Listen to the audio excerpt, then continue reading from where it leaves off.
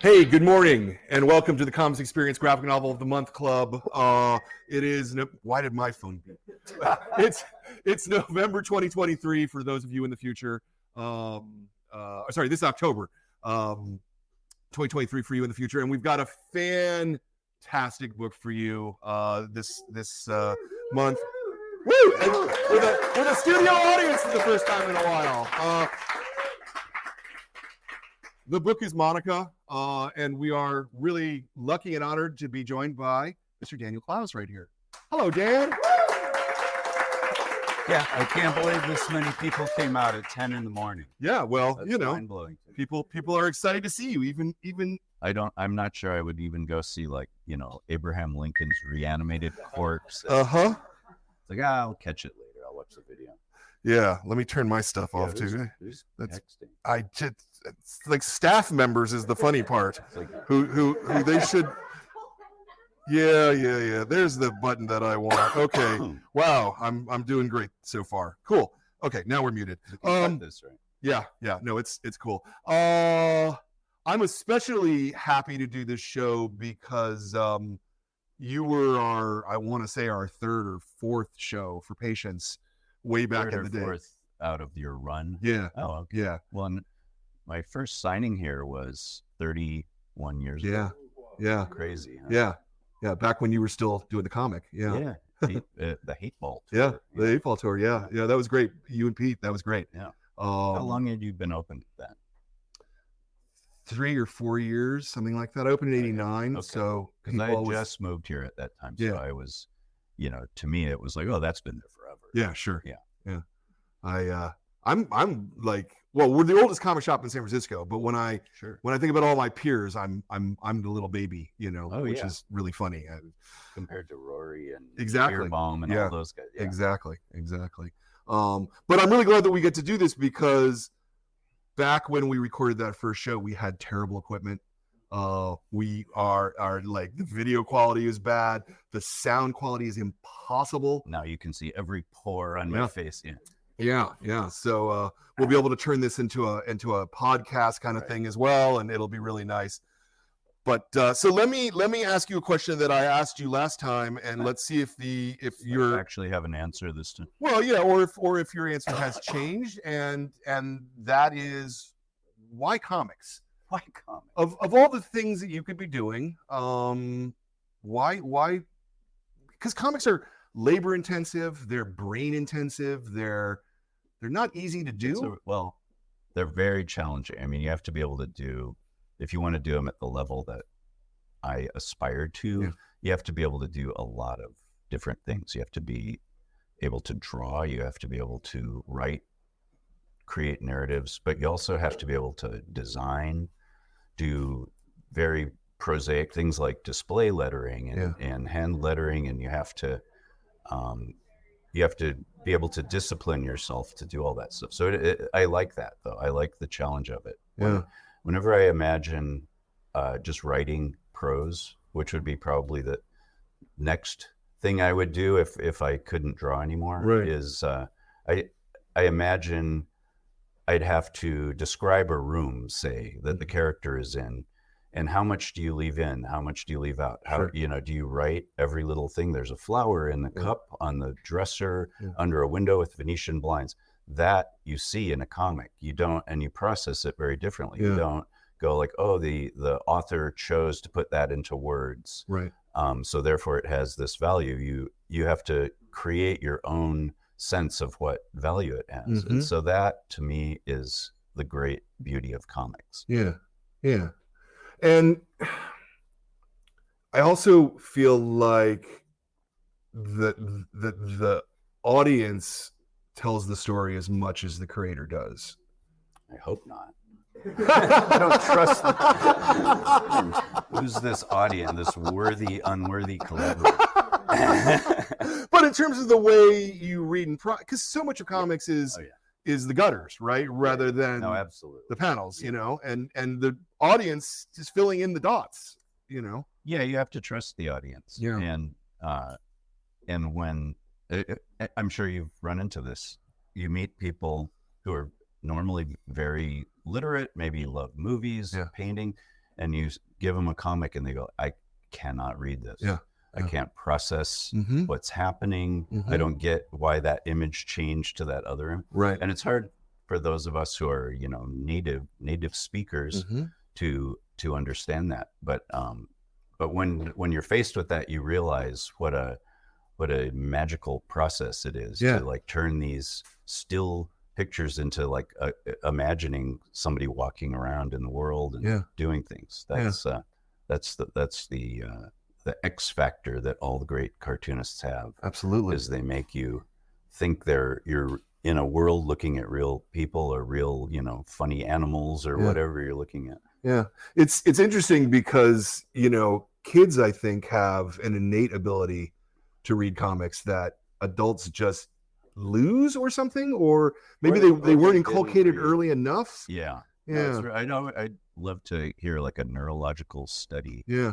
I know there, like David Lynch, for example, always says he can't read comics. Right. Like it's just like a cacophony of images and he doesn't know where his eyes should go and things like that. Yeah. Well, probably also you would think that for someone like that, his training is more on storyboards.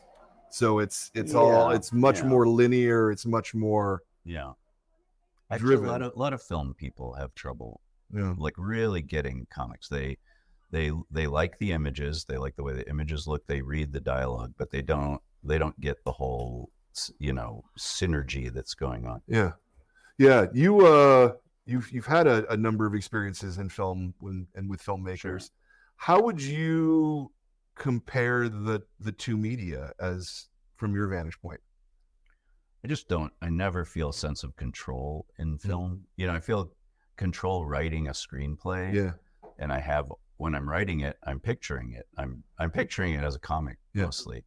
And I imagine the character walks in on the left side and there's a red couch and all this stuff that's not in the script. Yeah. And then you give it to somebody else and they're seeing it. The guy comes in from the right side and there's a green chair and it's a very different thing. Sure. And so it's, I like, I sort of grew up in a world where I had no control. It was just total chaos. And so I think I've always wanted to be able to control whatever little space I can. Yeah. And that's in the comics. That's the only way I can do it. Yeah. And that's why I don't, like, if anybody has any input, or like one time I let a friend of mine like black in one of the backgrounds. Like it was literally just black and I let him try this brush and I still look at that to this day. Like, why did I let him do that? That's not mine. Yeah. I disown that story. Uh-huh. Yeah.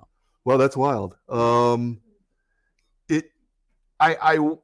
super interested about this notion of control, particularly because you started doing comics serialized, right? Right. And things like, Velvet Glove would be probably the most, obvious example of a story that it took you 4 or 5 years probably to do serialized. Yeah, I think maybe 3. Okay. Yeah. But over a longer period of time. But it's coming out while you're, which is very, very, very different than doing a book absolutely like this. Yeah. I mean, back at that time, when I first started that story, I had no idea if it was going to be 2 episodes. Yeah. That's what I kind of imagined, or 3, or, turned out to be 10, which was more than I ever imagined. But I needed to kind of get the feedback as I was working, because I didn't know what transmitted to others at that point. Yeah. And so it was doing it serially was really interesting, because you'd get a bunch of responses, but you're already working on the next chapter. So you couldn't really modify that. So it'd be like the following chapter was influenced a bit by the responses to the first. So it was almost this like alternating pattern. And there were certain things that just nobody mentioned. And those I felt like, okay, that's not getting across. Okay. It wasn't like, if people said like, I didn't like that felt like, oh, but you're responding to it. So that's probably something I should keep doing. Yeah. But if it's just like nobody ever brought it up, that's when I knew it was like, okay, that's just not nobody's processing that. Yeah. Have you thought about returning to serialization, or do you prefer doing these complete thoughts where no one can see it until you're ready for it to be seen? I mean, I would never do it piece by piece. I mean, I would have to finish, like I could have finished this whole book, and then and I could have put it out in 5 comics. Yeah. I thought about it. I thought just for fun, I'll do 5 8-balls. Yeah. This as the main story. But then I thought, well, that it's going to take away from reading the whole thing. Yeah. You know, I felt like maybe I'll do that after, like I'll do that in 2 years, you know, like put out floppy editions or something. But I wanted that book especially to be something you immerse yourself in it. Yeah. You know, 1 or 2 days. Yeah. You spent a long time on this. I mean, well, at least since the last book was I did spend a lot 7 or 8 years. Yeah. Yeah. What was like? How was the time spent? I suppose is the question. Most of it is writing, which, you know, I use that term loosely. A lot of that is just thinking. A lot of it is, you know, writing notes. I often get a sort of a vague idea for a story, and I write out the most basic version. What would that story be? And then every single day, I just look at what I wrote the day before and transcribe it basically, but change tiny little things. And over the course of 3 months, it starts to, you know, things like when you're sleeping, your brain starts to process stuff. If you have it so in your head, it's almost like an incantation. Yeah. You know, and I lie in bed at night before I go to sleep, and I go through the beats of the story, and all of a sudden it either becomes unworkable, you get rid of it, or it becomes indelible, and you realize that's how it should be. I mean, I'm using the term "we" when this is like totally specific to me. I would never recommend this to anybody else. But yeah, it's when I go through my notes at the end of the book, like with this book, I had a stack of papers this high. Wow. You know, just of me rewriting if somebody looked at it, they'd say like, oh, this person is like has graphomania, or just like writing the same thing over and over and over. How many iterations do you think you went through? Oh, and some of it 100. Wow. Yeah. Wow. Yeah. So 2 years, let's say. Yeah, 2 or 3 years of the process was that. And you know, and I would get a sense of where the book is going, and I wrote there's a story in there, Pretty Penny, that sort of introduces the characters, and I did that first. I knew that was sort of the key to the whole book. Yeah. And so that one I wrote first, and I drew the whole thing as I was kind of figuring out the other stories. I see. So you sat on Pretty Penny for several years then, kind of. Oh yeah, no, like 5 years. Wow. Yeah. Wow. Yeah. Interesting. That's really interesting. Yeah, some of the panels in this book are like 7 years apart. Interesting. Huh. That's because that's very different than what we talked about when you did Patience. You mentioned then, which always has stuck with me as I interview cartoonists over the years, because no one else has ever worked like this that I've ever spoken to. But you said that you went and you laid it out from page 1 to page, I think 300 in that book. It was like 180. Okay, but it was a lot. Yeah. All the way through. Then you penciled from page 1 to page 180. Oh no, I did. Then you letter correct. No. Oh, that's what you told me. No, I don't. I didn't say I penciled the whole thing. I laid it. I do it page by page. Okay. I pencil and ink each page. Oh, okay. Yeah. No, you're thinking of somebody else. No, I was definitely you. No, yeah. All right. It doesn't matter. The tape. I've never said that. No, well, thankfully the tape doesn't work. I couldn't do that. Yeah. No, I thought that was a weird way, not a weird way of working. Everybody works their own way. I think a lot of people actually do that. You know, when I talk to people tell me they jump around. They'll draw these 3 pages, then they'll do some layouts, and then they'll ink over here. I mean, in my end of the pool, that's maybe more true, but don't you think in like more mainstream, like I know my friend Richard Sala had to did a book for, I think, First Second, and I think he had to pencil the whole thing and let him correct it. You know, Yeah. let them look at it. Usually what people are telling me these days is that it's all done in the thumbnail stage at this point. I see. Yeah, well, that makes sense. And you get on the phone or a Zoom call with your editor and you go over the thumbnails because, as you know, plenty of people draw thumbnails that can't be seen or can't be figured out on their own. I draw them with if you know art supplies, a 6H pencil, which is it's so hard you can barely see it. Like if you walk into my studio and look at the board, it's just white. Like, what are you doing? Yeah. And then you get really close. Oh, you can, because I don't want anybody to ever like reprint them or anything. And I like that it's like disappearing ink. It's like a secret message to myself. Yeah. The big art book of that's from your ink pages, that not yeah. There might, if there are some pencils that are tighter where I'm using a darker pencil. Yeah. That's cool. Yeah. So how does the editing process work on something like this? I mean, you know, Eric is credited as editor. Is he editing you in any substantial way, or? I love Eric, but he never sees the book till it's completely done. Love it. Yeah. But he edits it in that he goes through it looking for spelling mistakes. Yeah.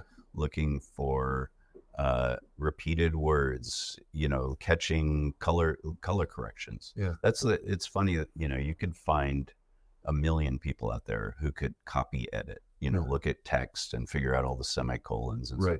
There's almost nobody in the world who can look at the coloring in a comic and go, oh, this guy's pants were this color on page 4, but now they're slightly darker on page 8. Yeah. It's a very specialized skill that I've browbeat Eric into learning, kind of.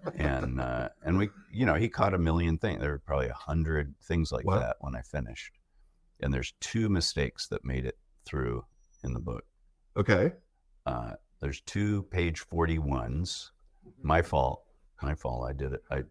I drew all the page numbers like on a separate sheet, and then I like cut and pasted them onto the page, and somehow screwed that up. And then there's like a tiny coloring mistake on one panel. Interesting. So so everybody has got to go looking for that tiny coloring mistake and see if you can find it. So then the book, does that mean then that the book is not 106 pages, but it's 107 pages long? Because you have 2 41s? No, it goes 41, 43. Oh, okay. Yeah. Okay. I've read a couple people saying, saying that's a clue to something. So maybe I should. Yeah. I should have just gone with that. Yeah. Yeah. This actually brings up a question that I'm interested in your take on, is the audience's interpretation of the book. So I guess I don't know if I've got it framed exactly correctly, but is your authorial intent more important than what the audience receives?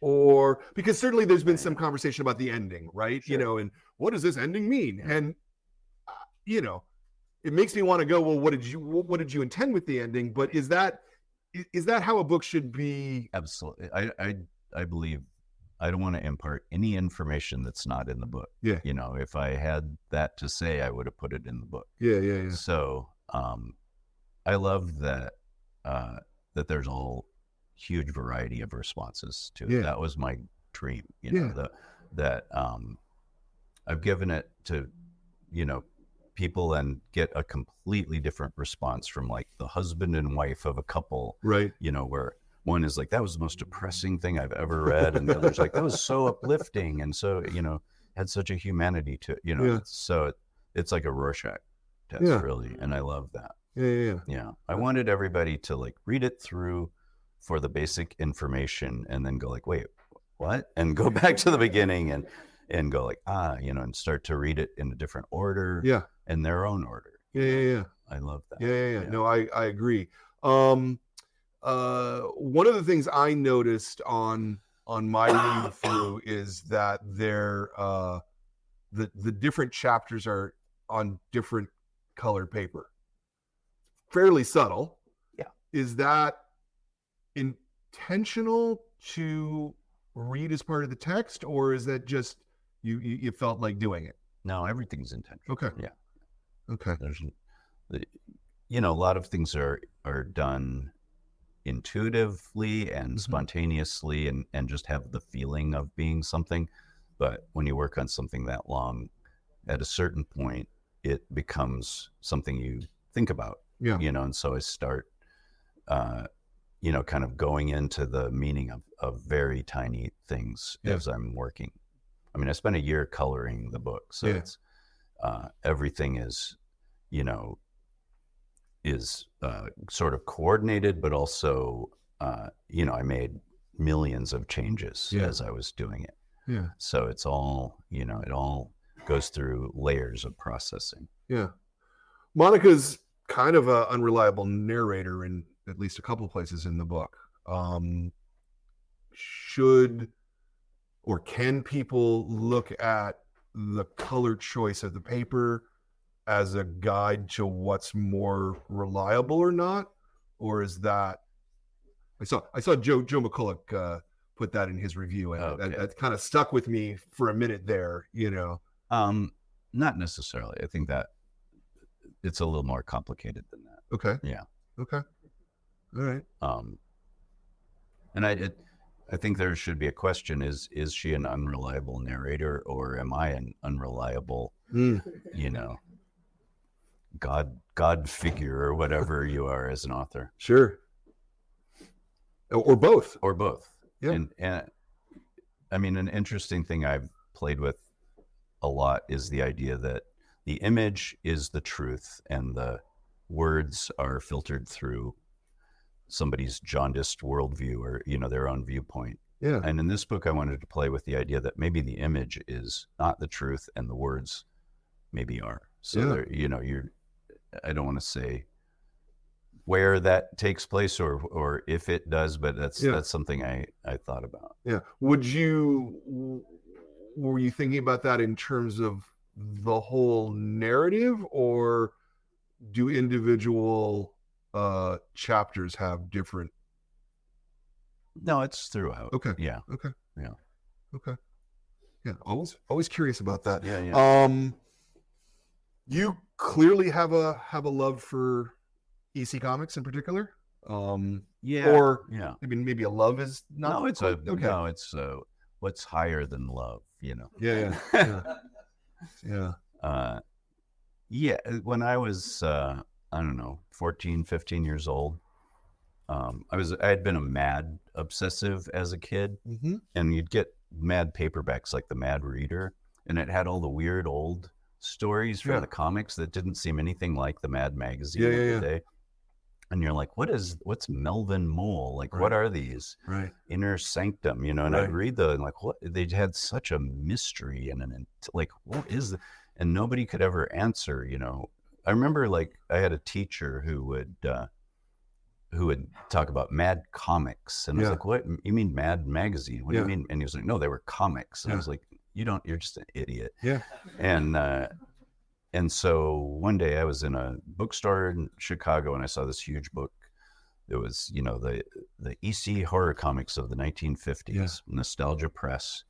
And I knew Jack Davis's work, and I'm looking there and I was just like, what in the world and they were the sickest, weirdest stories that seemed like they should be like banned. Like nobody should be seeing these. Yeah. And I went back every week and I read another story and I was just like, oh my God. I think the book was $20, just outrageously expensive. But finally I just like mowed lawns and saved money and bought that book and brought it home. And it was just, it opened my mind, to see all these incredible, you've never seen Wally Wood before. There's My World, his greatest story. You see Bernard Krigstein, people like that. And then about 2 years later, I think Russ Cochran started his EC reprints, and those were like the pivotal comics event of my teenage years, because I just sort of bought Marvel comics because they were the only comics, but I also bought like Richie Rich and Archie, and I just loved comics. And I'd bring home, the new whatever Iron Man, and I'd open it and be like, oh, it's Don Perlin or what, just throw it away and never look at him again. But I just wanted that experience of like, and so to read the EC comics, that felt like that's what I wanted to do. Yeah, is like you know, stories that are grounded in like reality, but are you know, just feel, it felt so free. It felt, when you look at, if you look at a movie, any movie or TV show from 1953, it would be the most sanitized thing. They wouldn't be able to say God, or, you know, the husband and wife would be sleeping in twin beds, and it would just be such a sanitized version. And then you'd look at an EC comic, and it's like somebody's being chopped up in little pieces and shoved down a garbage disposal, or like dismembered, so that their intestines are running along the bases of a baseball field. And it was just, it was insane. Like, how could this even exist? I still don't understand. I think a lot of it, because Gaines was on a large number of drugs, was part of it. And I guess, but the fact that like that it took so long for there to be a crackdown on it is insane. Wasn't that long though. I mean, it was within a decade. Oh yeah, you know, the Senate hearings. You think like 2 issues, they'd be like, we're burning them. Yeah, down, right. Sure.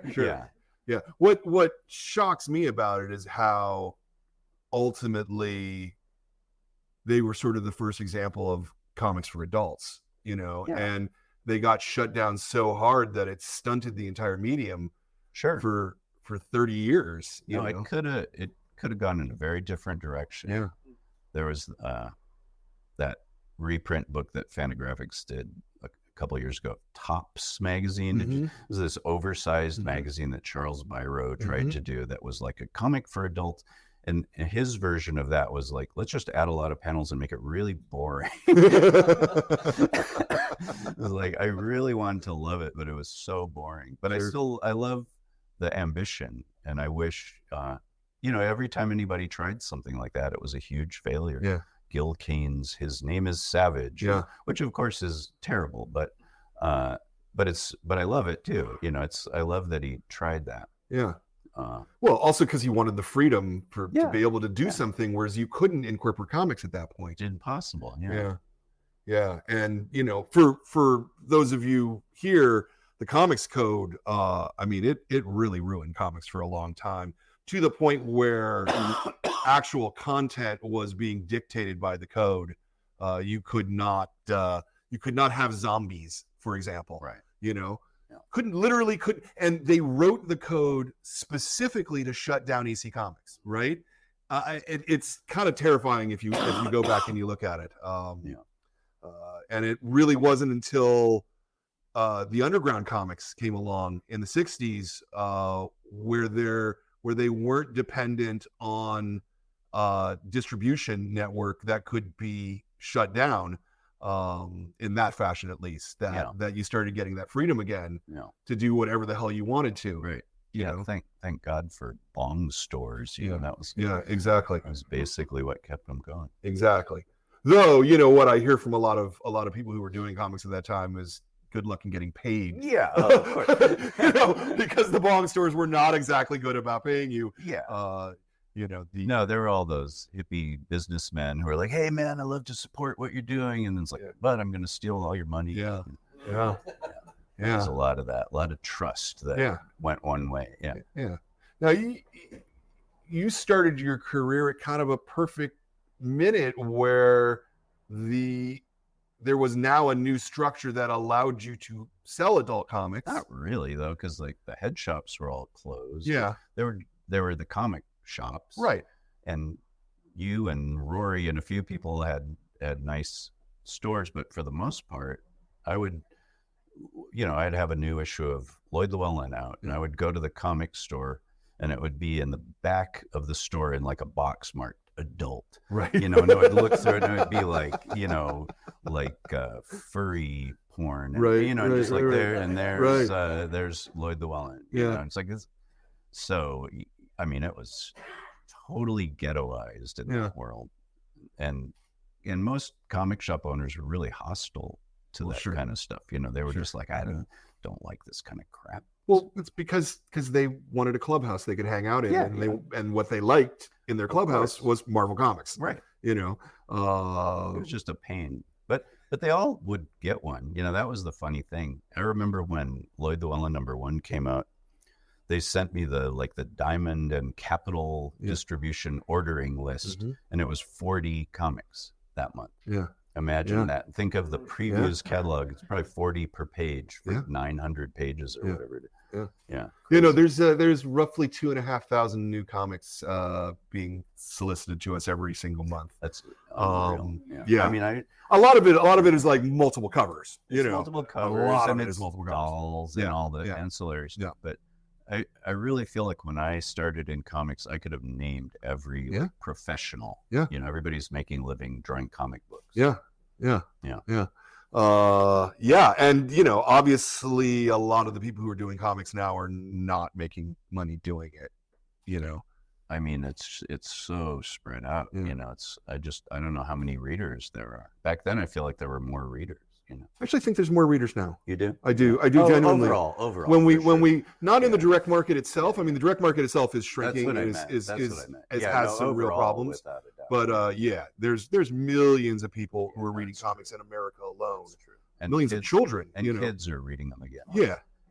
When I started, it was impossible. If a kid came to like a comic convention, everybody was like, "Come here," you know, like, please.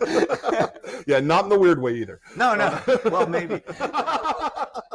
No. I mean, I think one of the best changes in the last decade and a half has been educators and teachers have come to see that that's how you get reluctant readers to read, because when a lot of kids are just daunted by prose. Well, there just wasn't anything back in the 80s. It would have been Archie or something like that. Sure. But now you have graphic novels aimed at kids, and even if they can't read them, they will still look through them and try to piece together what the story is from context, I read my brother's stack of comics that he left me. I read those before I could read. And I remember really one of my earliest memories is like redrawing the logo on Superman's chest, the S. But I just saw it as shapes. Like I saw the negative shapes and I was drawing the shapes.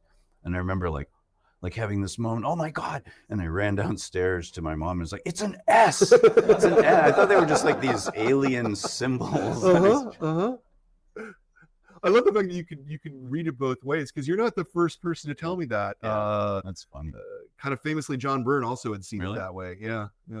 He draws the negative space. It just looked like these, and it makes you think like, well, Superman's this weird alien, which he is, of course. Yeah, funny. Oh, that's really funny. All right, let me pause my stuff here and let me turn to you, folks in the audience. You, the early risers. You, the early risers. Does anybody have a question that they would like to ask? You don't have to. If you don't, I can keep going. Absolutely. But I just thought I'd give you guys a break if anybody, no hands are going. Oh, there's one in the back. Yeah, you. So nice to be here and hear you talk. Oh, thanks, man. You kind of already touched on the ending, but I wanted to ask you if you consider the ending to be a happy one. Interesting. You have so many subtly happy endings over the course of the years. Yeah. Wilson left me kind of tingling. Yeah. This one really. Yeah. Those are happy endings. This one, I think I better not. I think I better not comment on it. But thank you. Yes. Good. All right. Diego?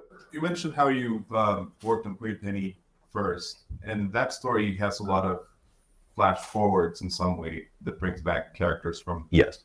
So did you work those in from the beginning and then develop your story forward, or did you come back to Pretty Penny and kind of like spliced it in?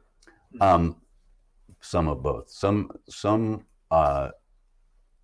I had sort of figured out a lot of the rest of the book as I was working on that, so I knew certain things were going to come back later. Not exactly sure when or how.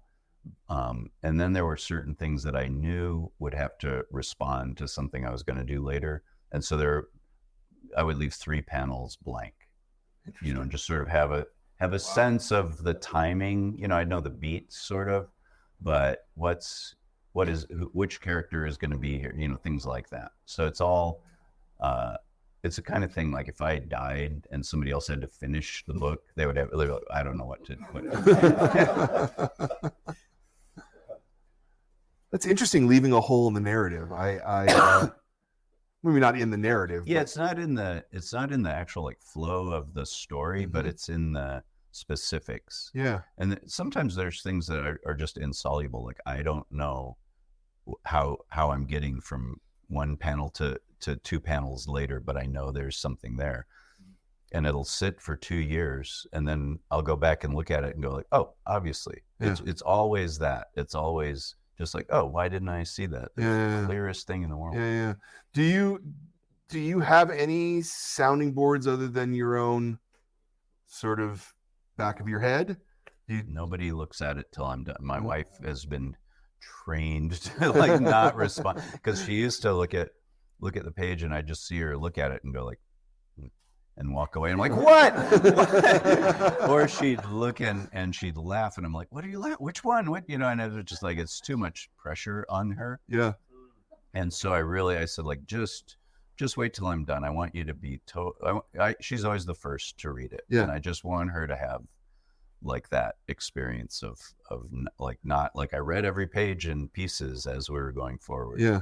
So is she still she's reading a pre-publication then? Oh yeah, she's reading the artwork. The artwork. Yeah. Just like, it's this huge pile of artwork, and she's like, it's like a pain in the ass to read. Yeah. Does she respond to it, or did she respond to this the way that you hoped that she would? I can tell, I know her better than I know myself in a way. Yeah. And she, I can tell when she's like, well, this isn't your best, but I still appreciate it. And or like, oh, this one's good. Like you really did it with this one. Yeah. So, it was a good response. And in a way, that's like the only response I care about. Sure. So it's, after that, it's all whatever, Yeah. No, that makes a lot of sense. Yeah. Higher. Hey. Thanks for being. Yeah. You mentioned earlier when you were growing up, you had this love for DC comics, and you were reading all kinds of comics. Have you continued to read other people's work? Are there any? I never look at other cartoonists' work ever. Are there contemporary works right now which you would say you admire? Oh, of course. Which would those be? Oh, just, I mean, I have many, peers in my generation that I continually love, who I think are just continually pushing the, sort of the boundaries of what great comics can be. Charles Burns, Chris Ware, the Hernandez brothers, Julie Doucet. And I like a lot of younger cartoonists. There's a guy, Olivier Schrauen, who I think is great. Simon Hanselman is great. It's there's always a small handful of new people coming in that are kind of in the world that I'm interested in. I find, there's certain cartoonists, I'll bring their work home and I can't do anything till I read the whole thing. There's other ones where I bring it home and I love the way it looks and I want to read it, but it sits there for a long time. And that's, that's a very key difference, I think, between the highest level and the ones that I more admire than actually respond to. Do you go out to comic shop yourself, or is this all just people sending you stuff? No. I go every week, with my dog. We go to Dr. Comics. Nice. Yeah. Nice. And Mr. Games. And Mr. Games. We used to have a joke that there was a third guy, Professor Pogs. Yes, it was like written out. But he died, so. Died. He lost his stake in the business. Sorry, as a comic book retailer, that joke hits really well. Wow. Cool. So, and are you picking up new things? I mean, are you when you go into the comic shop to whatever? Yeah. I look through all the manga. I Yeah. look at all the new stuff. I look at everything, and and then I usually wind up like, okay, I'm going to buy my 13th reprint of shock suspense stories, Right. slightly different paper. Yeah. But no, I don't look at like what's coming out. I don't ever, somebody will tell me if something great is out, but for the most part, I like to just be surprised. Yeah, encounter it in the wild. Yeah, yeah. Because the stuff that's being reprinted now is crazy. Yeah. Atlas Comics. Yeah. Stuff like that. Yeah. Yeah. Well, and also finding a store that carries that full line of stuff. I mean, it's great that Dr. Comics is. There's walking distance to my house. Yeah. But if I Nice. lived here, I'd come here every Wednesday. Sure. Probably a longer drive than you would want to make. Well, this morning it was good. 10 a.m. Yeah, exactly. Sunday. But I see it. There's a good thing to 19 do. minutes. Yeah, exactly. Yeah, Oh man. Yeah. No, that really excites me because I talk to a lot of cartoonists who say that they're so wrapped up in making comics that they literally have no time to look at other people's comics, and I find that surprising somehow. I do too. I'm always hoping to find like an entire country's comics that I didn't know about. It's like, oh, they're Indonesian horror comics from the 1970s or so. Yeah. And I love it when somebody turns me on to something like that, and I love going to Europe and just like looking through the weird old comics that never make it over here. They're too strange to get translated. And there's always something that the people who live in the country don't like. Sure. They're always like, why would you buy this? Yeah. And it's like, no, you don't understand. It's your best work. Yeah. Do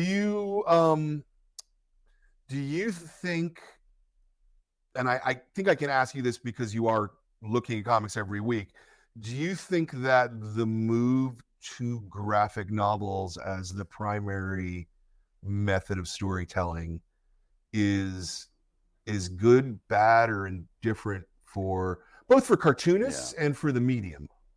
I think it's probably bad for young cartoonists.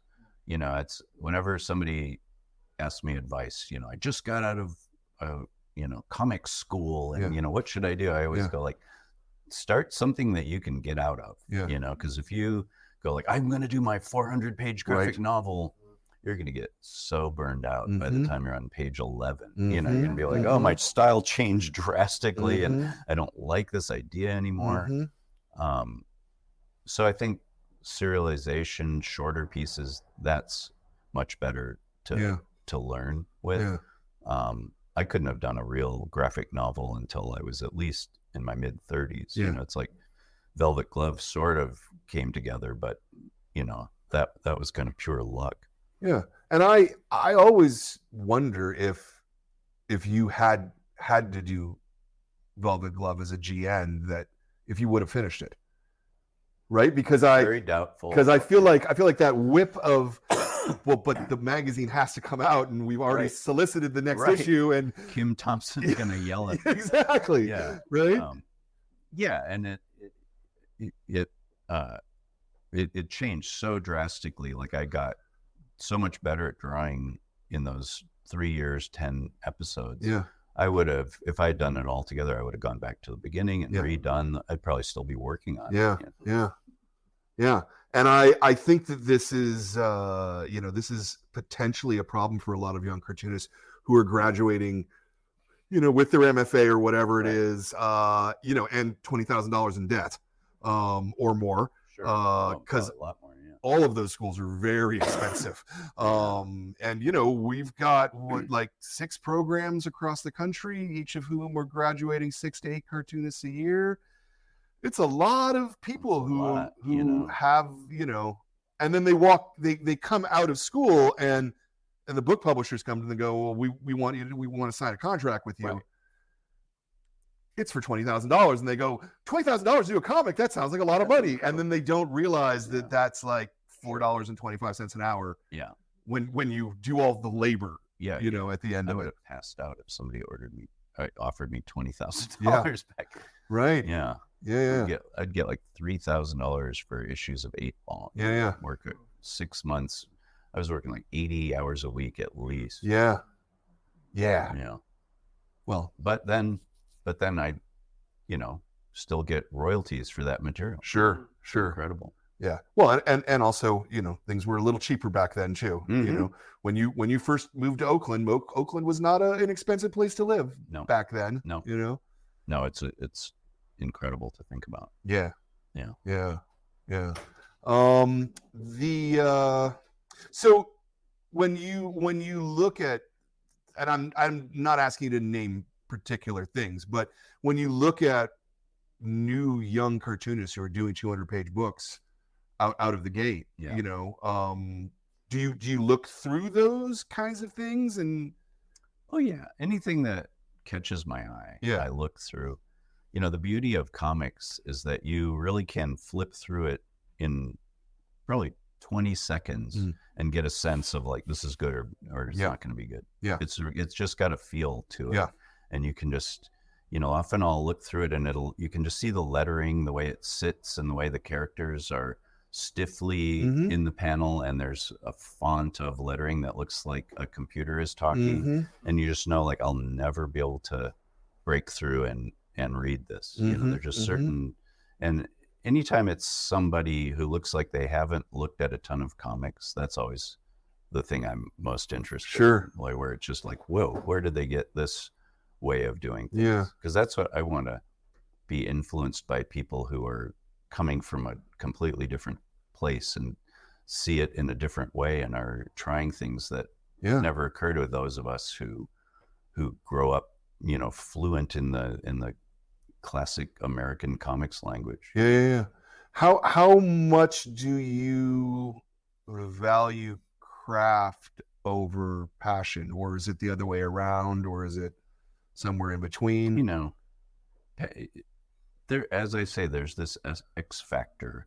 There can be people who have very limited craft, who you read it and all of a sudden the characters are alive, and they just have, it's almost like they believe in it in a way that the passion carries through and makes the characters come alive. And of course, that's a million times better than someone who's a master technician, but it's just flat and boring, and it's all about showing off their inking skill. But to get to a really high level where it's affecting you on the deepest level, I think you have to kind of have both. It's interesting because I'm seeing so many people these days doing comics, like, say, on Instagram, right, where they're doing 3 panels a day or something like that, but then they can end up constructing these longer narratives that I wouldn't have thought that a brain could do it in that fashion, right? Does that make sense? Are they not planning ahead? They're just like, I think that's a big chunk of it. Like Tin Fam with Family Style. That was an Instagram comic, and he didn't think it through before. No, I mean, he knew what he knew, because he was telling his own story, I suppose, so that then you have it. You have a spine. That's different. I mean, it could be interesting if you're, it's like a daily strip almost. I always found it like a daily, like a non-humor daily strip is the weirdest format we've ever created. Because it's like the first panel tells you what happened yesterday. Second panel, something happens, and then the third panel is like, here, and what's going to happen tomorrow. And so you're just seeing. It's like seeing a frame of a movie every day, or just like or just having like an actor go like, all right, I'll meet you at the truck. And that's it. And like tomorrow, the other actor responds, okay, see you then. I think the difference today might be that people, there basically are no newspaper strips any longer there's no new ones, certainly, that function in that way. And so most people are doing it on Instagram or on Twitter or those kinds of things. And even so they don't have to do the recap and the setup, because they know that the audience can then just keep reading, where you couldn't before, if it's in a newspaper, unless you saved yesterday's newspaper. There's just no way to do that. Flip out Mary Worth like my grandma used to. Interesting. So did she had a big book of Mary Worth? She would just save them and read them all like once every month or something. Yeah. She was into Mary Worth and Nancy were the two. Nice. Yeah. Nice. Did she let you read them in that way? Or I did. I had no interest in okay, Mary Worth. at all. Yeah, okay. Yeah. Yeah. Just like Mary. All right. I- Well, you said now- you were interested now- in comics, no, so I now thought maybe now you know. I kind of love it. Yeah. But as a kid, it was like I don't want to read about some busybody old lady. Right. Got enough of them in my life. That's great. Is that a raised hand back there? Yes. Go ahead. Sorry, you've been holding it up for a long time because it was okay. Stretching. I was kind of like laying in bed at 4 a.m. the other night, and the scene from Monica popped into my head when she's talking with the radio, and it like really disturbed me. You know, in that kind of like middle of the night, Yeah. kind of like conscious, unconscious, Sure. in a way that like it didn't, nothing the book did when I was reading it. You know, Yeah. But, yeah. I find reading graphic novels in a great sense of images, like there's more distance if you're watching a movie or something. It's not as overwhelming, you know, it's a little more of an intellectual experience. Sure. And so I'm just kind of wondering, like, when you're working on something like a book, right, that has, images and everything else, a lot of horrifying imagery Sure. and ideas, like, are you actively kind of like trying to get under the reader's skin in the way that like a horror movie would be, or do you feel like you're kind of working with ideas and what happens to the audience happens to the I mean, I'm trying to take emotions that I feel, you know, in the writing process and the kind of things I'm interested in writing about, and take them and try to transmit them to the reader. So it's all very emotional. It's not just like an intellectual, like I'm going to manipulate the reader into doing this. I don't really know how to do that or have any knowledge of like what the reader wants. I have to just try to imagine I'm transmitting this to like a version of myself that's never read the book, you know, the amnesiac version of myself. That's neat, actually. In a related question, because you were doing pastiche is the wrong word, but EC comics, Sure. and the different genres of EC comics, Sure. were you writing things to do that? I guess my question is did form follow I see, function, yeah. or not there? No, I understand Yeah. what you mean. Yeah. That's a good question. It's a, you know, it's a exchange, you know, Mhm. it's like I had, excuse me, I had in my head the idea of creating this kind of multi-genre book. You know, you often, every book I've ever done, I start out with sort of a vision of what I want a book to be. Mm-hmm. And in this case, the vision I had was like an 80-page giant that had multiple genres that felt like just a hodgepodge of comics thrown together by one publisher, that as you read it, you realize, oh, this is all about the same thing. Yeah.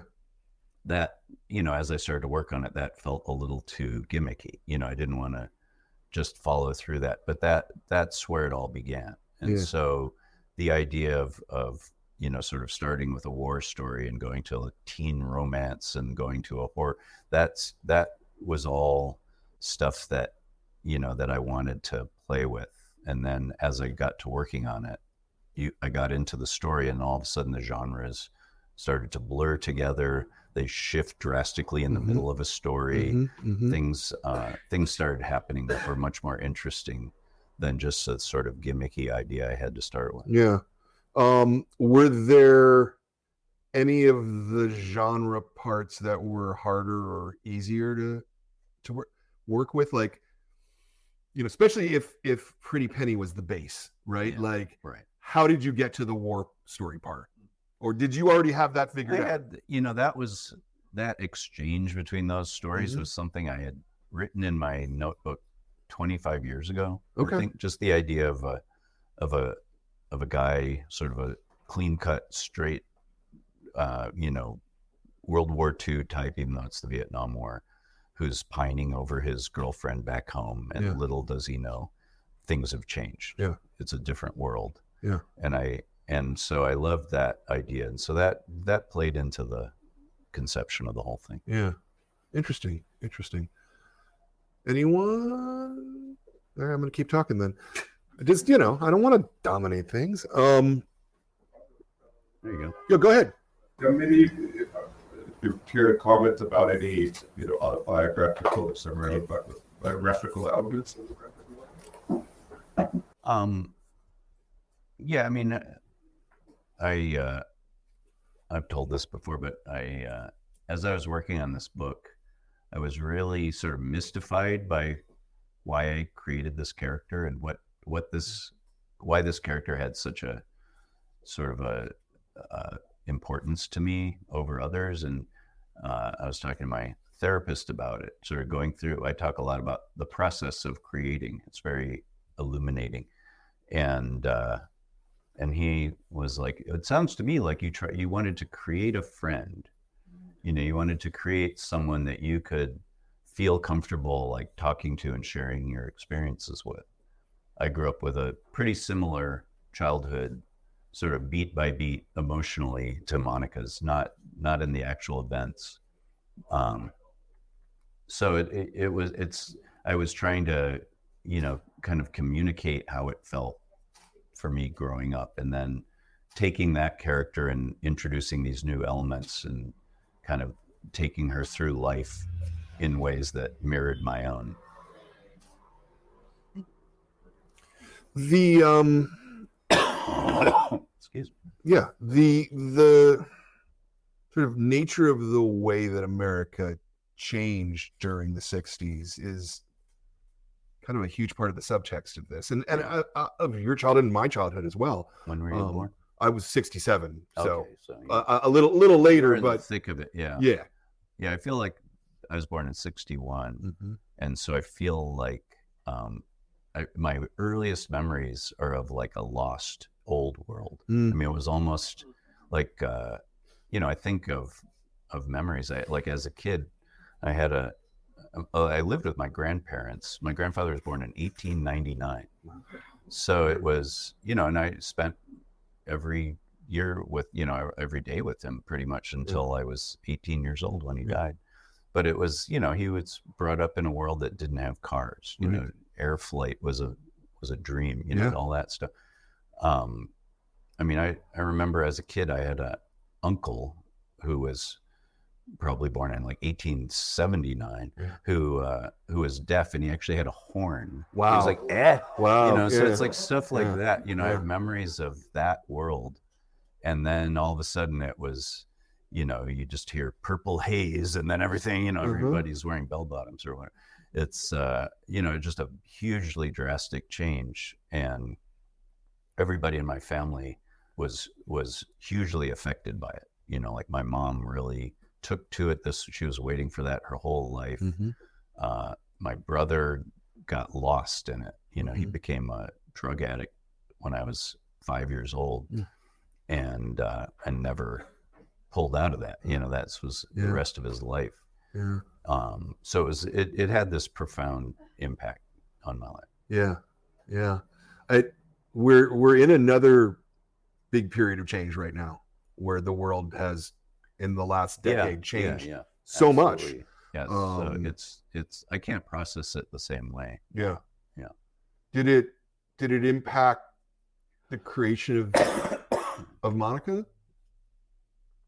I mean, I always try to be not overt in dealing with the present day in the work, but I always try to keep my day-to-day life, which involves reading the news and knowing about the world, that seeps in, and I'm always interested to look at it 5 years later and go like, oh, that must have been the day that Trump did this, or it's just it's all sort of part of it. It's all informed by it. Yeah, because the world is changing so much. I see it with this young man over here. You know, like I get to see the world through him. Yeah. He's like, don't talk about me, but you know, I mean, just you know, the notion that you know, we used to have 4 or 6 television channels and that was it. You know, and true. We all, I mean, people of my age had a shared upbringing, and if I meet someone my exact age, it clicks in a way that's very different than someone even 2 years different. You know, we'll remember the exact same TV shows. We'll remember, you know, when that made for the, you know, movie of the week on Channel 7 appeared that we all talked about at school the next day. Because we had a monoculture essentially. We had a monoculture back then, you know, for good and bad. Yeah. But it really brought together, you know, I remember going to college and everybody I met, we had almost like a shared childhood. Yeah. And that doesn't exist anymore. It doesn't seem to exist at all. No. For good and bad. Yeah. Yeah. Yeah. I wonder how it's going to change art 10 and 20 years from now as that cohort of kids all grow up and start expressing themselves, you know. It feels like there are going to be 50 different types of art movements, and you won't know anybody in the other 49 fields, you know. Right. In the way that, you know, if as a comic artist, if I meet somebody who's like a ceramicist, and they'll name all the top people that never heard of them, you know, just as they've never heard of any of the top cartoonists. Yeah. And it's I always find that so interesting, but it'll be like that within fields, I think. Sure. You know. Yeah, no, I mean, I think we see some of it already happening today, where if you talk to old school, sort of, especially direct market type people, do not grasp Dave Pilkey at all. They don't they don't understand it. They don't think it's popular. You know, and I'm like, dude, he sells 1 million copies of every book that he does.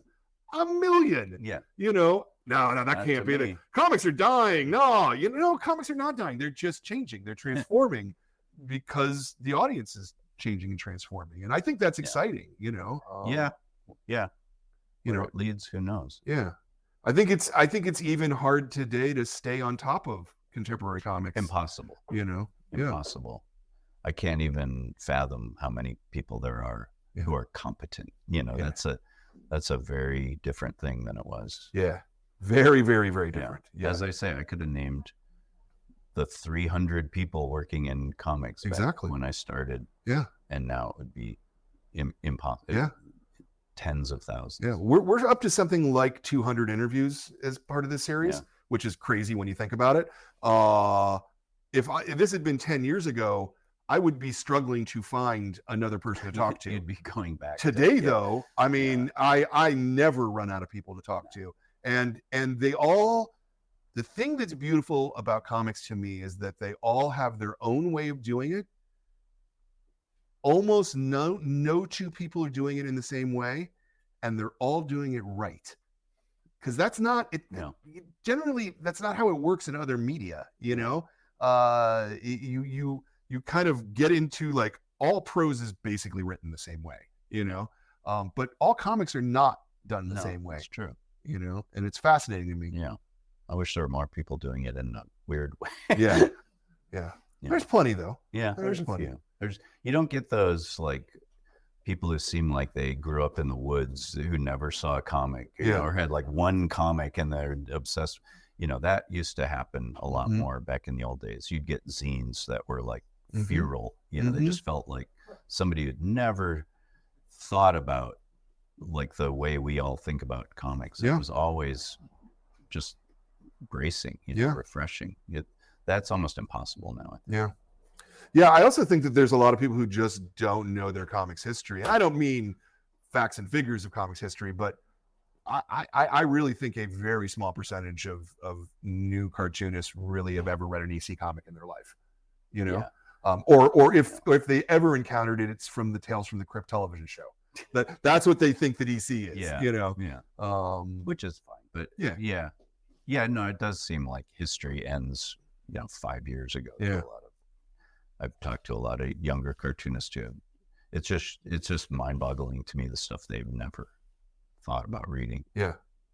Yeah. Or encountered or had a Yeah, chance just to never. read, Yeah, Yeah. and you can understand why. Yeah. You know. Yeah. Thankfully you work for a publisher who does their best to try to keep a lot of that old stuff available. And even then it's not always available. Any more from anybody? Please.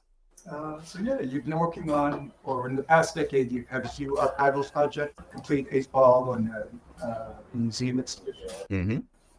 Was going through your older work, like how was that process for you, and did it have an effect on Monica looking through your past? You know, it had a lot of effect on the previous book, Patience, you know, which is a time travel story, and it was all about somebody kind of thinking through their whole life and like rethinking how they could live it in a better way.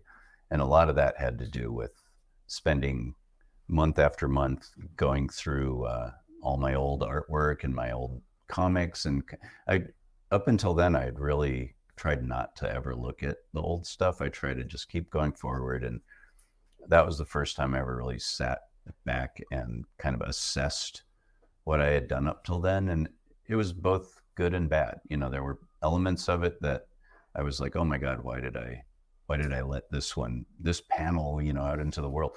But a lot of it, I would read my old books and I was actually laughing at my own jokes and stuff. So it was, you know, it was, you know, a double-edged sword. But yeah, with Monica, it was not informed by that so much. That was really kind of my next phase of not looking back. So now I can't remember it. People always ask me questions about my old books. You know, what about this character? And I'm like, what? I don't know what you're talking about. I'm intrigued by the notion that you looked at your old jokes and laughed at them. Yeah. Were they the same jokes that you thought were funny when you wrote them, or did time change what you thought was funny? Well, it's like the ones that I remembered aren't funny because I remembered it. You know, so it was all the little weird jokes that I'd completely forgotten about. Yeah. And yeah, it was embarrassing. My wife would walk in and I'd be laughing. What are you reading? It's like, 8 Ball.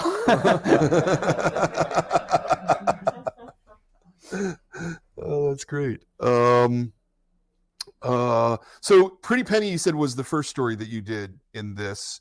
What was the last story that you did? The last story. Okay. Yeah, but everything else was in random order. Yeah. Most, yeah.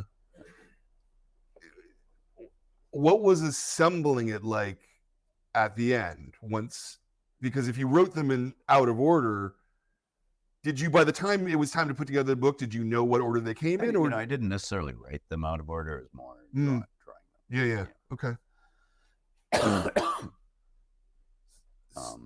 Yeah, it wasn't a matter of like shift. I knew the order. Yeah. Almost before I started even really writing. I had sort of the beats. I mean, it's chronological. You know, it's her life. So,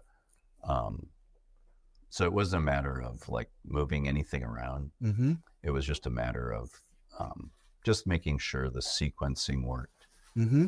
I wanted there to be sort of a moment in between each story. Yeah. Where you have to reorient yourself. Yeah. And go like, wait, what happened? You know, there's, you know, the couple stories where there's maybe 20 years in between. Yeah.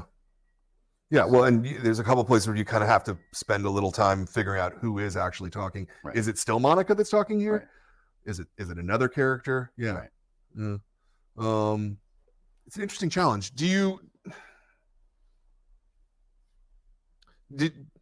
Are there other things that you were working on at the same time that you've been working on Monica, or has this just been all consuming for your comics output? You know, I put together that huge original art book, for example, that just, you know, required a bunch of illustrations, and I did the complete 8 Ball, I think, during that. So I had those little projects, but for the most part, this was the only thing I was really you know, thinking about doing something new. All that other stuff is just compiling imagery from the past, and it's a very different process. Mm-hmm. Do you have the next thing that you want to do figured out, or are you still no? Okay. I have ideas. I mean, once I turn this in, I always planned I'm going to take a month off. You know, it's been 7 years. I'm just going to relax and read. And and after 2 days, I was like, okay, I got to do something. I was like, I don't know. My days seem to completely empty if I'm not doing this. You know, just like, what am I going to do all day? So, so now I've got 2 sketchbooks where I kind of go back and forth and write ideas. So, How long each day are you working on comics? I mean, it's, you know, when I'm walking the dog, I'm working on it. Sure, You know, so it's I hard meant to sort of say. actively rather than Sitting at a board. I mean, my dream, I would give anything if I like woke up tomorrow and there was a script for a comic sitting there that I had forgotten I wrote, and I could just start drawing. Like, that's what I love to do. But I can't just draw something that I'm not that into. Right. So it's a dilemma. You know, I wish I could write faster. I wish the ideas of stuff that was really worthwhile to me would come more quickly. But but I, you know, I have to let the process play out. So this part of it is, it's fun in a way because it's, you know, I get to do whatever I want. You know, it's a whole new vista that I can explore, but it's also like I'm not doing the thing I really want to do. Yeah. You know. Do you feel like you want to get more done? I mean, 106 pages in 7 years is not exactly a lot of material. I'm not trying to be. Yeah, no, I know. I mean, you know, I could do a 500-page book in a tenth of the time of this. You know, it's not. I always think page count is a weird. It's a weird way to, because a lot of pages that a lot of cartoonists do they can do 10 a day. Sure. You know, it's a very different thing. But yeah, you know, it's no, I don't necessarily want to do more work. I just want to do only stuff I'm like 100% fine with being out in the world. Yeah. Do you think that this means that we've got another half decade till the next book? I mean, in my mind, it's always like in 2 years I'll have something. I mean, this one, you know, I was sure I'll be done 2-3 years. Yeah. And partly, you know, it's good when it takes that long, because that means I don't want it to end. You know, with this one, I think I added 2 years probably to the process just because I love being in the book so much. Yeah. You know, I kept almost finishing and almost doing things, and then I'd think, oh, I should try to see what happens if I redo this story in a different way. Yeah. So I'm trying things and, you know, kind of exhausting all avenues. You know, and that I was very sad when I turned this book in. You know, I was really like loved every minute of it. Yeah.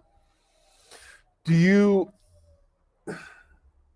How do I ask this question without being obnoxious? Can you go for it? Can you survive on doing just 2 books a decade, or I mean, it's not the smartest move. Yeah. But you know, I have quite a backlist. Yeah. And now, you know, when I first started, I used to sell my artwork very cheaply. Sure. You know, but it kept me alive. You know, I look back now and I go, oh man, I sold this page for $100. Yeah. And now I could sell it for $20,000. Yeah. You know, it's a very different thing. Yeah. So it's, you know, that's a way of, you know, kind of keeping it going. But you always have to just sort of scramble a little bit in this line of work. You have to think it through. I have a lot of foreign editions at this point. Sure. You know, you have a 40-year career. There's and on foreign editions and things like that, are you like actively involved in the production, the design? No, you're okay. Because if I was, that's all I'd do. Sure. You know, I just get the copy and go, oh no, why did they do that? Yeah. I mean, there's certain publishers, everything's perfect. You go, how come not everybody can do that? And then other ones are like, what are you doing? What are you doing? I wonder, particularly with foreign editions, because your lettering is such a fundamental part of your art. right? It Yeah, and they use fonts for the most Yeah. part, and I don't like that because it looks like a font and it reads. To me, it always just reads like a robot is talking. yeah. But it's better than, to me, actually, my favorite editions are the Japanese and the South Korean. The Korean lettering looks incredible with images. Yeah. I love the way it looks. And the Japanese editions too, because then the lettering, you don't notice it. You Yeah. don't. It's just a beautiful pattern. Yeah. But there used to be a German publisher who used to hand letter, and he could imitate everybody, including like Julie Doucet used to letter with a brush, like Yeah. this incredibly complicated, and he learned to do that. Yeah. And I loved that because it looked like real lettering, Mm-hmm. but that skill, nobody has that anymore. Yeah. Nobody's going to sit down with a speedball pen and Yeah. I'm going to learn how to letter like Charles Burns or, Yeah. you know. Are you lettering directly onto the art? Oh, yeah. Yeah. It's all, everything, Yeah. every line is on Yeah. the art. Yeah. Yeah. So when a foreign edition comes, they have to They have to white that zap it out or whatever. Yeah. And the hardest part are like sound effects, they change. Mm-hmm. Title lettering, Mhm. that's like integrated into the artwork. Mm-hmm. Yeah. Mm-hmm. Do you scan your own stuff I in? do. Yeah. Okay. Yeah, it never leaves the studio.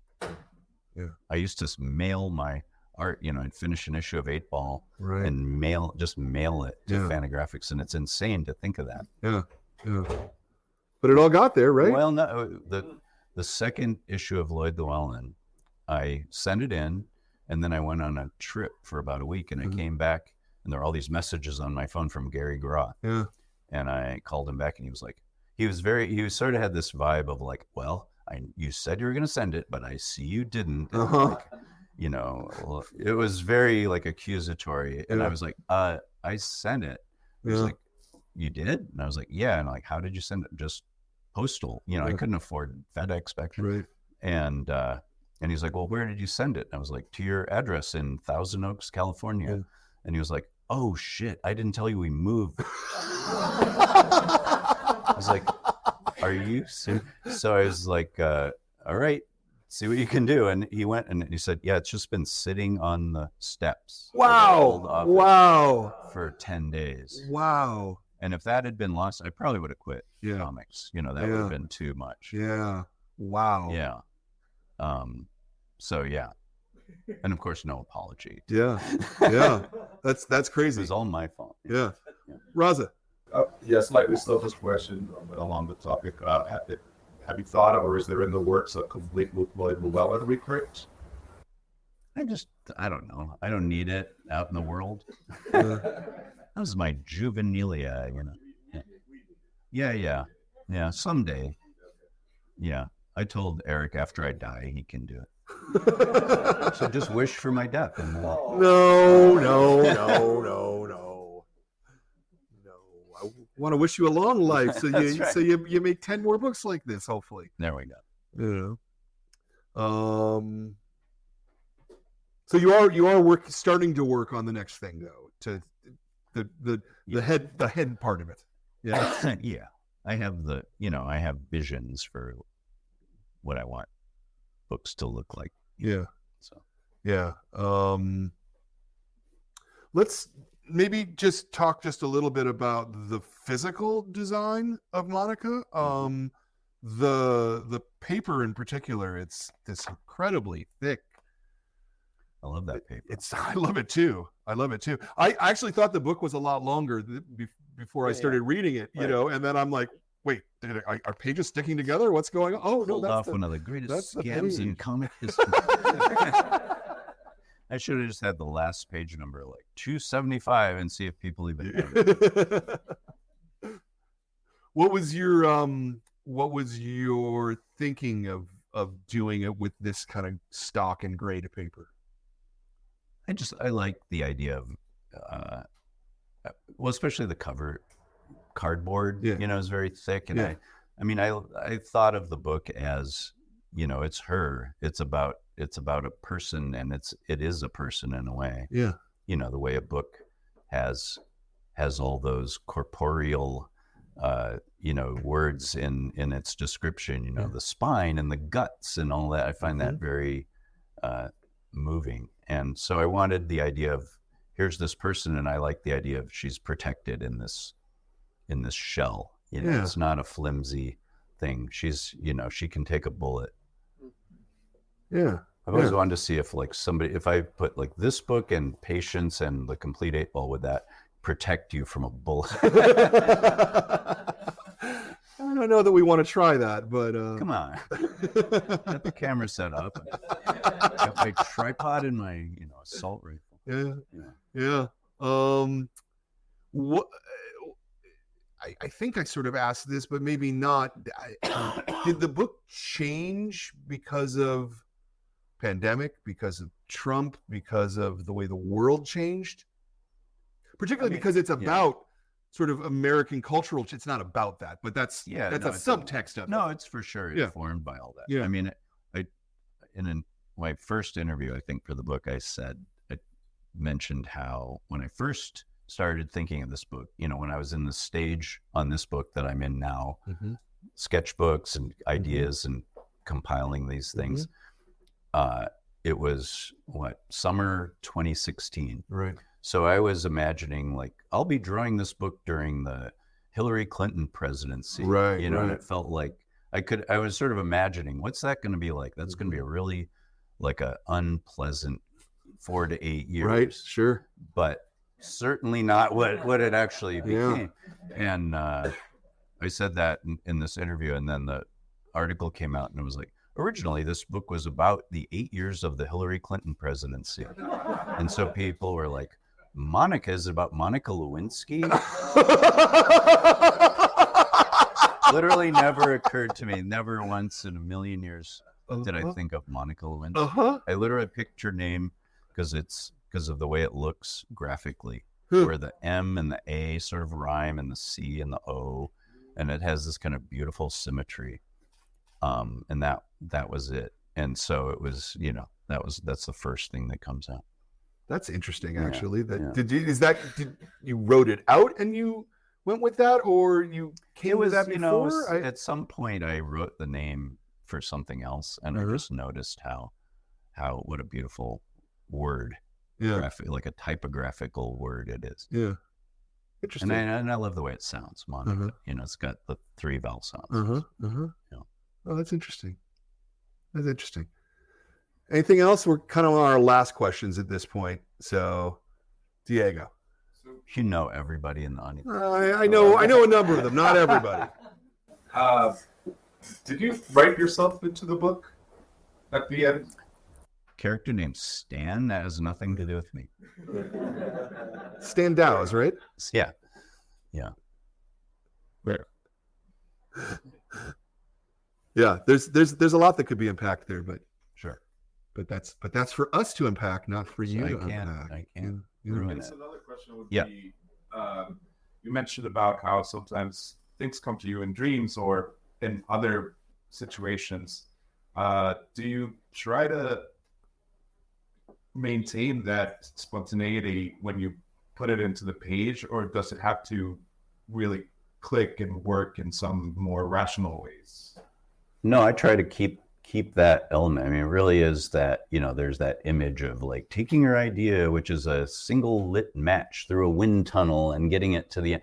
And it really is that feeling of like protecting it, because all along the way you're tempted to simplify it, make it more easy to grasp for a reader, and it's you have to really like force yourself to carry through that initial impulse, you know, because that's really the whole point. Even though you're writing and rewriting and changing single words at the script process. That's all a different part of it. It's those moments of like pure inspiration. Those are the ones you have to protect. How does that manifest itself in the script? I mean, only because one of the first things you said was that you were literally rewriting and you have a stack. There are certain elements that are just there from the beginning, and I don't rewrite those. You know, it's more the things around them. I see. Okay. Yeah. Okay. How do you? It's like plot points in a movie script, or it's like, this has to happen. Yeah, I see. The Okay. explosion has to happen here, and then Right. Right. Is there any point in which you thought that you had something that was sacrosanct, but you eventually went, oh no, actually that doesn't need to be like that. Sometimes that's, you start with just an idea, a single image. This is the only thing I want to get across. And then you write the whole thing, and then you realize I've got to get rid of that, and it'll all work. Yeah. So that happens sometimes. Interesting. Yeah. Interesting. And it's implied. It's there. That's the thing about this book is there are hundreds of pages that you don't see. Not that I've drawn, but that I've imagined. Sure. And so it's informed by all this knowledge that I sort of gained about the character as I was working on it. Yeah. Let me ask you one more kind of sort of semi-practical craft question. One of the things that I often ask people about is the page turn and writing to the page turn. But I find that your narrative style is not so much propulsive page turning. It's it is something I really think hard about and reorganize stories to all. I don't want your eye to go to something unless it's supposed to. You know? But I don't ever want it to be like, oh my God, like shocking development. That feels cheap a little bit. But it's something that's very much in the planning. Yeah. And are you spending a lot of time thinking about left pages versus right pages? Yeah. And I try to draw two at the same time, because that's how you're looking. You're not.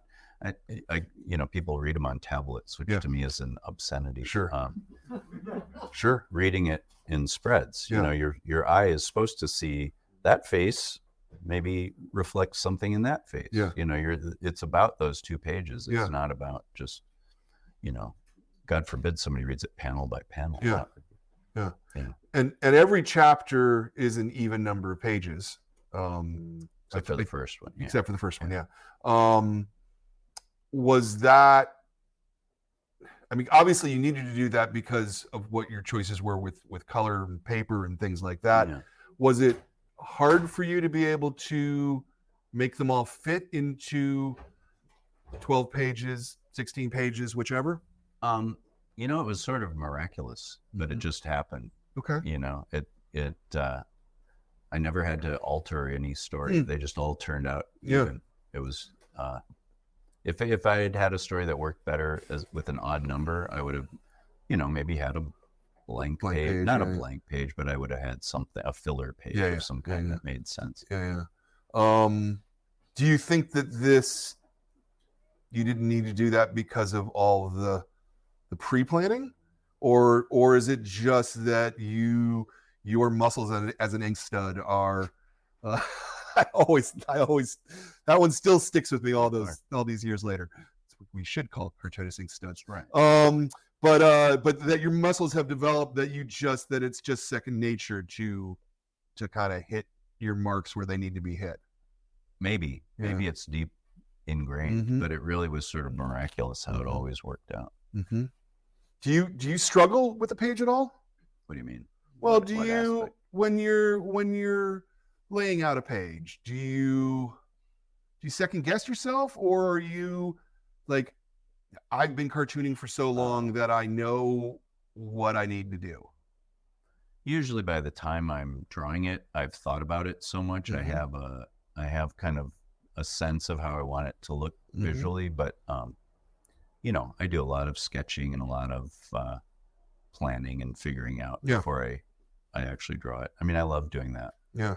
Do you surprise yourself at all when you draw a comic? I try to. Yeah. That's the goal. Yeah. Is to, when I say I have a vision for how it will look, it never comes out that way. Right. It's always something happens that either makes it better or worse. Yeah. And it's, I have to sort of go with that and see if I want to, continue in that direction. But it always turns into its own thing. Yeah. There's too many competing elements. If you do a comic that's purely about the way it looks on the page, the drawing, the design, you're going to have to sacrifice the story, the subtlety of the way the characters interact, things like that. Of course, to me, the most important is the characters to come alive, to do their thing in a way that's convincing. And that requires sometimes not doing the most graphically bold solution. Yeah, there's a certain level of staticness in some of the way you frame panels. Well, that's the way this book is designed. It's not supposed to be like a kinetic thing where you're reading a whole scene on a page. You're really seeing mostly single images. Yeah. That the dance that occurs is in between the panels. There has to be like an electric click in between the panels that makes you make your own connections. Yeah. That's the great thing about comics is that I said it earlier, where the audience has to fill in this thing that is not there. It's just implied or inferred, whichever one it is. I know, it's almost I almost hear a sound of like sprockets in a film projector. Yeah. It has that feel when you get it right. Yeah. Comics rule. Yeah. God, do I love comics. Okay. Yeah. So, cool. I think that's it. I think we've asked. Is there any question that you were hoping someone would ask you about this book that they haven't come to? I've been hoping I didn't ever have to talk about the book. I feel like the book itself should be. Yeah, I feel like every word I say is capable of diminishing it. Yeah, and almost incapable of enhancing it. So yeah, it's been a difficult month of having to dance around that. Sure. A friend of mine came to one of my talks and said, "Well, you're really good at sounding like you're really giving a thoughtful, honest answer while actually saying nothing." Took that as a very high compliment. Oh, I like it. All right. Well, where I would normally leave this, I think we kind of covered. The last two questions are almost always, what else you got coming up? You're not sure. Yeah. And then what would you say to an aspiring cartoonist? Which you kind of answered. Do you want to keep it short? Keep it short. Yeah. Do really be honest. I feel like honesty is discouraged a lot in favor of not getting out of exiting your group. I feel like you need to think on your own terms and say what is specific to you. Don't say what you think other people want to hear. Yeah. And don't try to educate people with your comics because you're a cartoonist. You should, you don't know anything. So you're not a fan of nonfiction comics then? Sometimes, they can be good. Joe Sacco is good. Sure. Yeah. That's a great example. Yeah. Just that idea of cartoonist opinions being something you should take seriously. I know too many cartoonists to give them any validity. I don't trust my own opinions.